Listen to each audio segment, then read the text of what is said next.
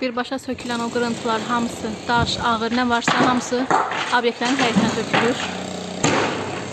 İnsan həyatı üçün çox riskli bir bina hər an aşa bilər və qəzalı vəziyyətdədir. Kubinkada Əlibəy Hüseynzadə 75-də yaşayan sakinəm. Orada qeyri-yaşayış obyekti fəaliyyət göstərir. Bizi orada nə yaşamağa, nə oturmağa, nə işləməyə imkan vermirlər. Mən dönərxana kimi işlədirəm o obyekti. Başqa yerlər də var ki, həyətdə arendaya verilibdir.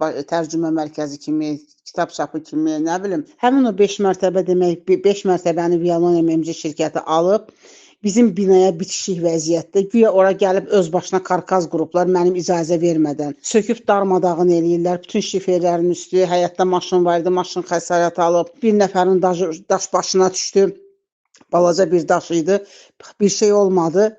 Amma yenə ondan böyük də düşə bilər. İşıqlar partladı, kabeldən yandı. Heç bir onun haqqında düşünmədilər ki, işığı bərpa eləsinlər. Usta çağırdım, məcbur qaldım. Özüm usta gəldi, düzəltdi oranın işığını. Daşlar bir yolun ortasına tökülürdü. Çıxıb orada səs-küy saldılar ki, maşınlar burada xəsarət alır, insan xəsarət alır.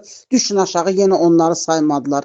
Polis gəldi, polisi eşitmədilər. Şəxsən mənə həm maddi, həm mənəvi ziyanı çox dəyibdir. Yəni dolanışığımız həmin obyektdən çıxır. 2 ayda orada binanın üstündə söküntü gedir. Səsdən, küydən, travmadan artıq şəkər xəstəliyinə tutulmuşam. Təzyiq tapmışam.